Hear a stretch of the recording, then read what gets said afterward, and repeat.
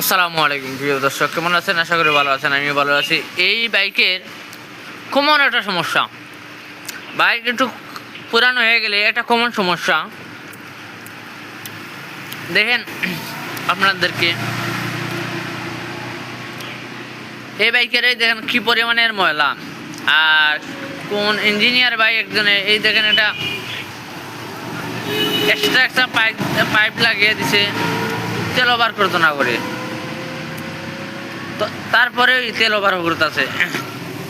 কারণ এটা ওভার করবেই, এই যে টাঙ্কিতে যে ময়লা বা তেলে যে পরিমাণে ময়লা থাকার কারণে অবশ্যই তেল ওভার হবে।